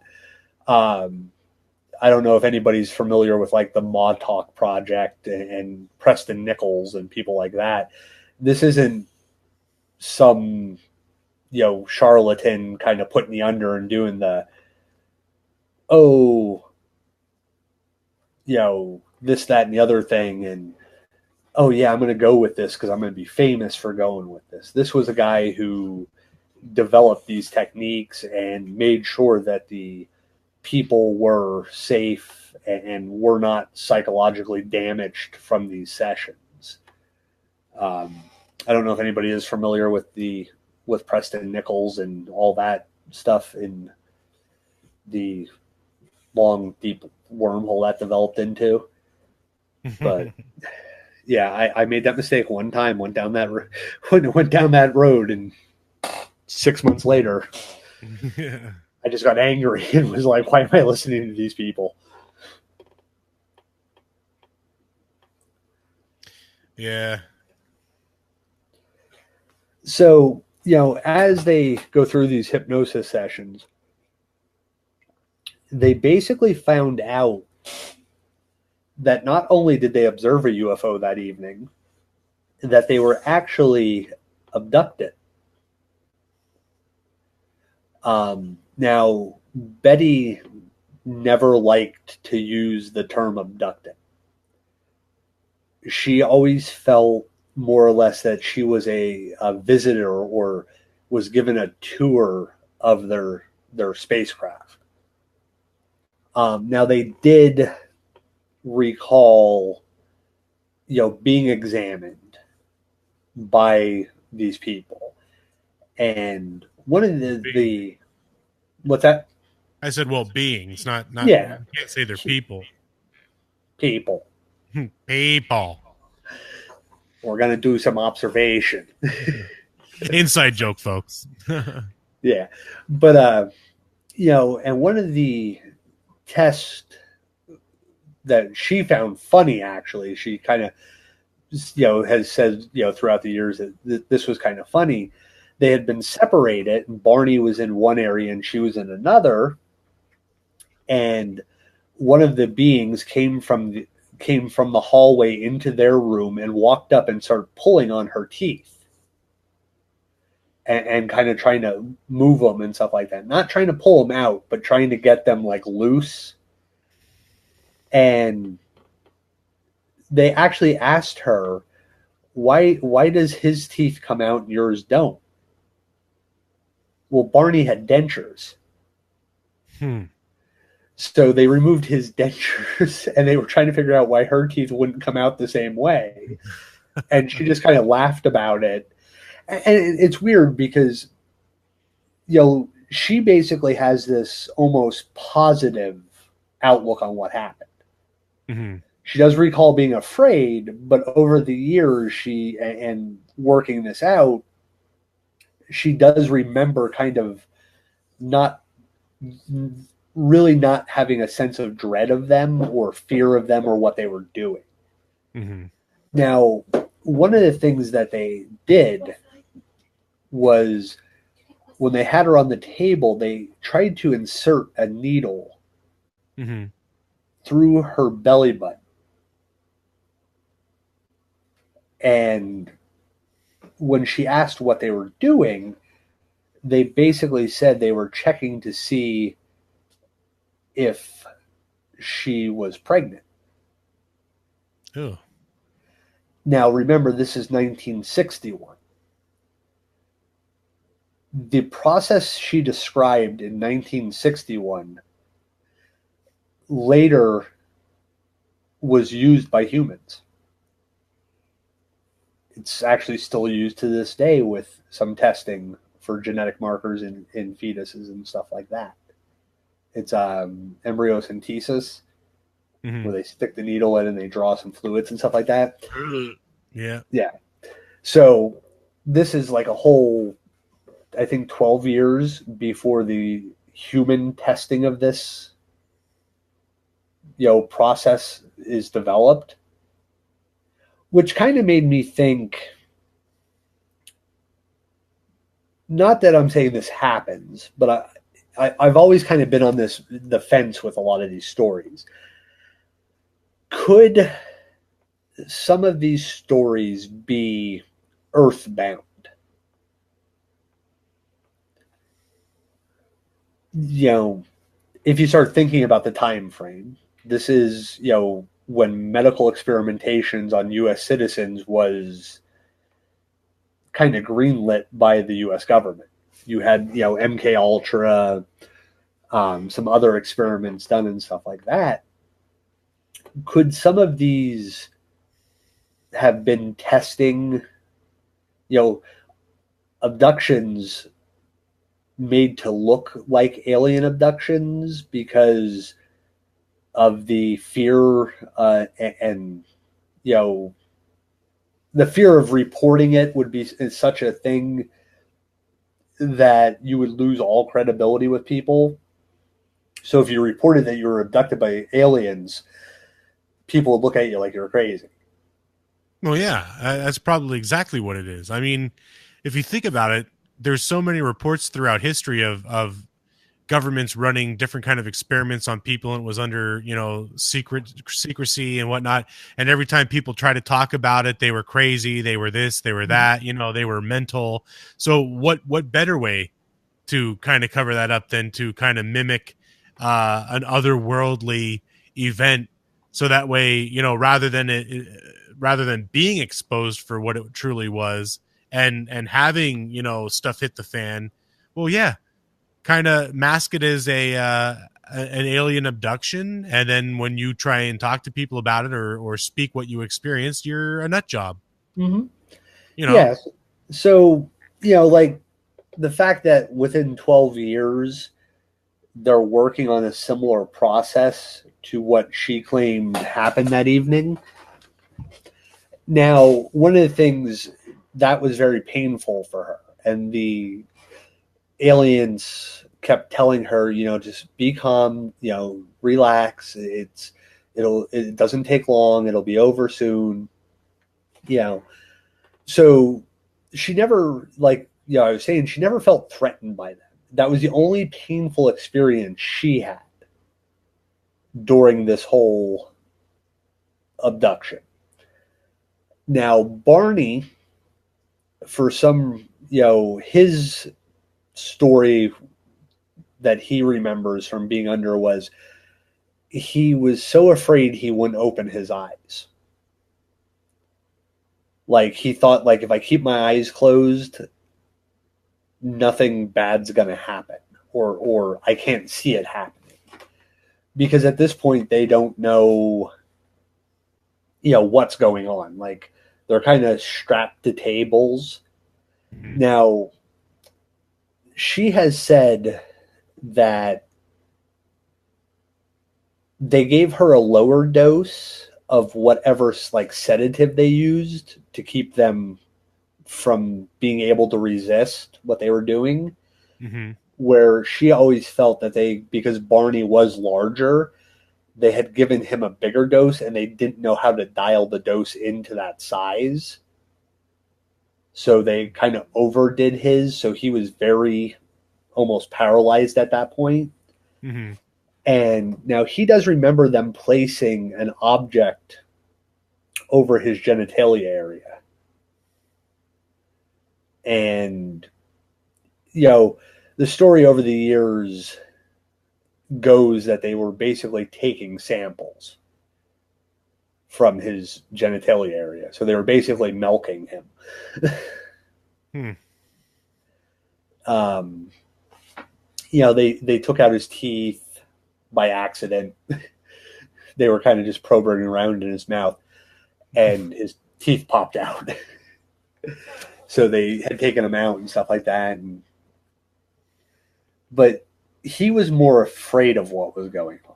Now, again, he was on a higher dose of whatever they gave them to put them in that docile state. So, I guess, if you knock me out to that level where I'm still conscious but not functioning, I'd probably be really afraid of it too. Yeah.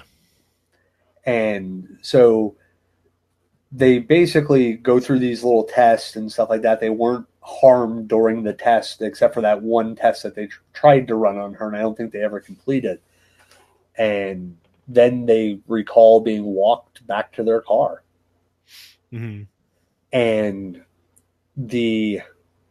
what she said was, when they got back to their car, the alien who was what they considered the leader of the group, Mm-hmm.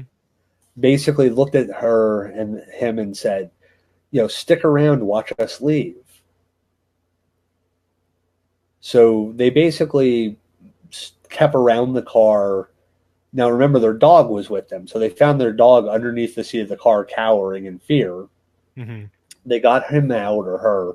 She was holding him, and they watched the ship take off. Mm-hmm. And they basically, at that point, got in the car, drove home. The story then rolls back to where we were. And, they tried to debunk this over the years. One of the early debunking things was, and this is why I brought up Barney being African American earlier, was this was a delusion created due to stress of being an interracial couple. That was something they tried to push out there. A lot of other people looked at it and they said no, because they were in an area where it wasn't, they weren't in the deep South at that point in the 60s. Mm-hmm. They were in New Hampshire, where it's a little more liberal, it's a little more forward thinking on that end. So they weren't, dealing with a lot of adversity to their marriage. Right. So they just go through, some different things to debunk it. They saw a planet, misidentified it. Then they come up with this great theory that Betty was dreaming this, because Betty had two different types of recall on these incidents. She had her hypnosis therapy recall, and she started having dreams of what had happened. So they felt that her dreams had crossed over into Barney's subconscious. Right. And he started to have similar dreams and put it together that way. Then comes the fact that her dream recall on all this and her hypnosis recall are not exactly the same. Mm-hmm. There's some little details that, it was this number of, beings. It was that number of beings. They did this. They said that. They didn't talk. It was telepathic. So a lot of people look at it like, she had read, watched TV, because there was several TV shows around that time that were kind of on the alien abduction type stuff, like Outer Limits and stuff like that. They tried to say she was influenced by another South American alien abduction case, except for that case wasn't reported in North America until after the Hills case had already been reported and kind of, had become popular in the U.S. and had spread across the country. Then all of a sudden people started looking for other cases, and they found this guy's case in South America, I think it was Brazil, and they published it here in America. Mm-hmm. Now, I'm not saying that word of mouth couldn't have got that information to her, but it's highly unlikely. So that actually led me to reach out to Betty and Barney's niece. And we're looking at probably in July having her on, because she did a really good comparative study of the dream recall and the hypnosis recall sessions.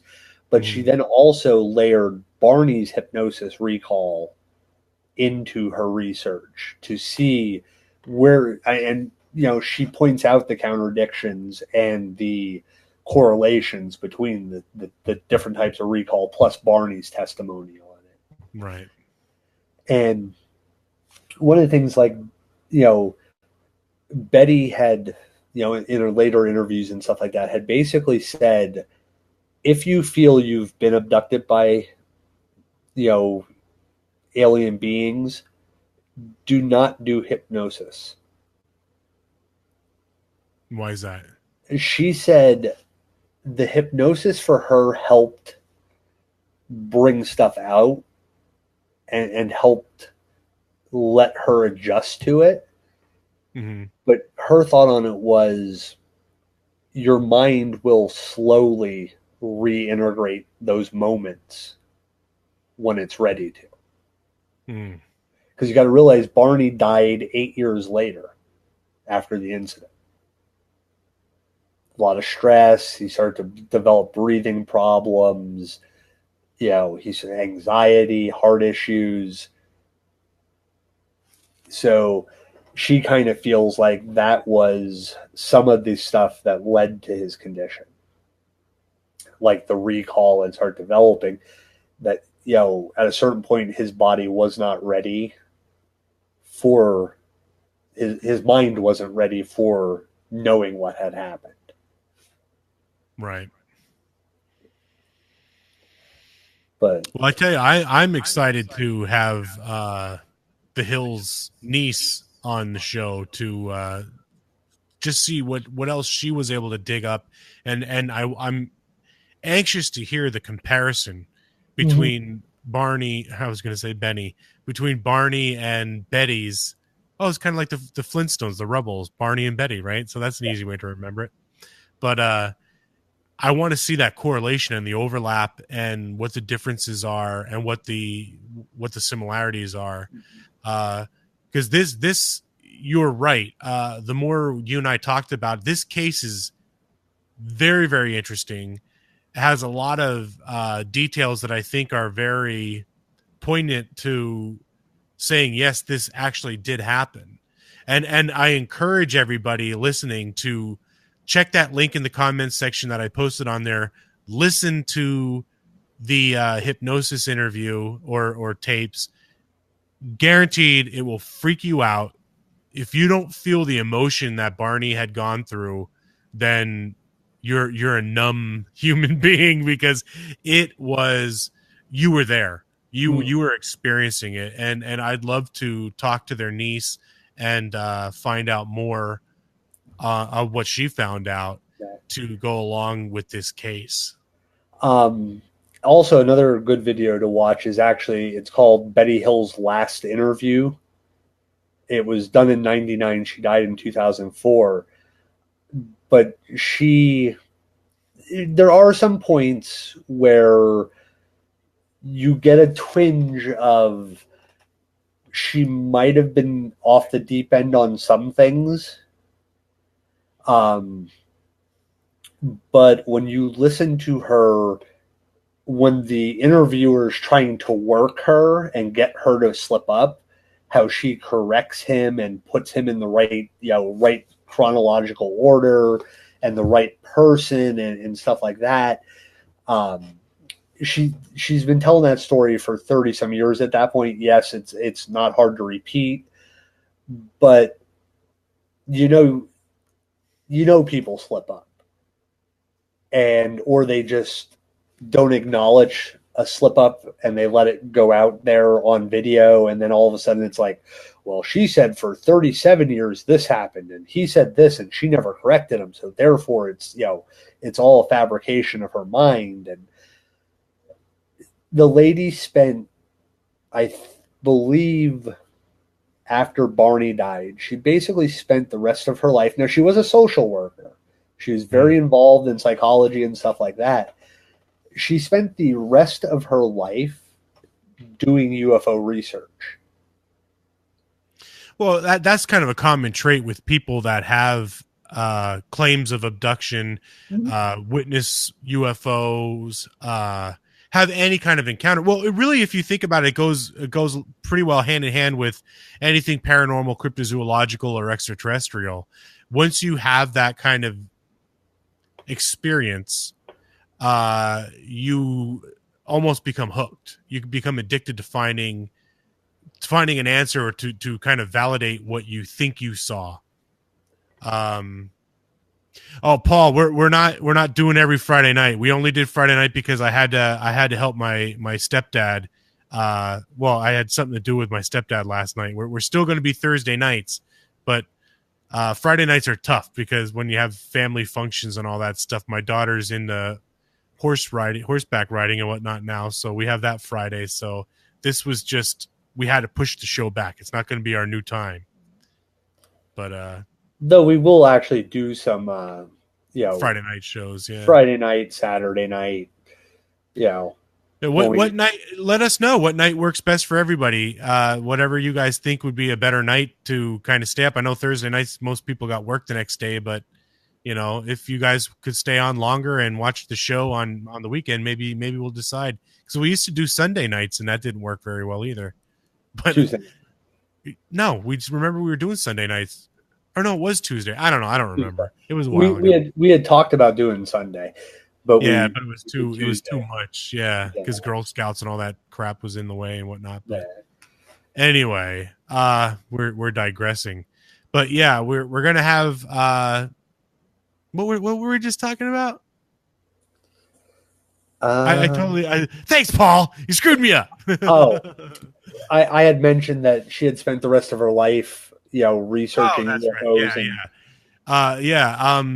That's to what I was saying is once you kind of get into that, you want that almost like verification or almost vindication to prove that you're not insane. Because I know a lot of people that have encounters are afraid to speak up and try and express their encounters, and it's usually met with a lot of ridicule. So it's hard for people. I talk about my encounters only because I don't give a rat's ass what anybody thinks about me. I still tell my story because I like to talk, but other people aren't as they're not as soulless as I am, I guess. I don't know. But that's my point is any day, Monday through Sunday. Yeah, that's good. But I'll gladly do it Monday through Sunday, but yeah, I wish, but it's hard enough to come up with material for one night a week, and let alone every night. Yeah, if we did Monday through Sunday, we'd just kind of sit here and look at each other at certain points. Yeah. I feel your pain, Cleo. I don't have much of a life either. At least I don't feel like I do anymore. Having children, kind of your priorities shift, and it's not a bad thing. But what's the next show? Kelly's asking. I have no freaking clue. You tell us what you want us to talk about, and we'll talk about it. That's always a hard part, is coming up with topics. But we wanted to do a UFO extraterrestrial show because we hadn't done one in a while. We try to usually keep our rotation. If we do so many cryptids, we try and throw in some more paranormal, then we try and throw in some extraterrestrial just to keep, because we like covering all things strange. But like we always say, you guys have any kind of a topic you want to talk about. I know was it Tom Mintz or no, Deuce gave us a good topic about that one forest with the binary code and stuff like that. I want to look into that. That's kind of a good topic. Kelly, you brought up the house that I believe it was down south. I remember watching it. I think it was on Destination America. One of the episodes on that. Oh God, what the hell was the name of that show? I can't remember. It was one of the shows on Destination America where it was a house, like a cabin. There was a family that lived in this cabin, and they were tormented for like 3 days by these extraterrestrials or whatever, or what they thought were extraterrestrials, and they're having shootouts with them. I think that's when you were talking about. That was really, really interesting. So there's a lot that we could talk about. And again, there you go. The Rendlesham Forest. That's the one I want to look into that and make a show out of that. That actually sounds really good. But just briefly, things I looked up on that one while we were talking. Seems like there's a lot of controversy surrounding that. So it could kind of be a conspiracy theory or something, but we don't usually cover those. But I don't know. Well, I like the other suggestion there, the Dyatlov Pass. There's a great like B-level science fiction horror movie of about that, and it's probably one of the better movies that I've seen in those genres. It's really an interesting movie. Cool. Well, there's some good material right there. Then Paul wants to know what's on your mug. It is the Gettysburg Generals. It's the Confederate and Union generals who had served and commanded at the Battle of Gettysburg. Since I dropped my 150th anniversary coffee mug. Oh no! Slipped right out of my hand. You dumb bastard. Well, it didn't. It just cracked it a little bit, so I have it up on the shelf now. It's just okay. a Well, at least you still mug. have it. That's good. Yeah. Oh, I got to show you the new mug that Leslie got me for Father's Day, or the kids got it for me. It's an awesome Sasquatch mug. Cool. Pretty cool. But anyway, we do have some shows lined up. So I just get this in quick chat, and I don't mean to cut you off. But one of the topics we were thinking about covering is psychic mediums and their correlation or involvement with the law enforcement and paranormal investigating and so on and so forth. So that's another topic that we're thinking about covering. We might have a guest on for that show. I don't know who may claims to be psychic. So we'll let you know. We'll let you know what's coming up. Hopefully early next week. But go ahead and say what you were going to say before I rudely cut you off.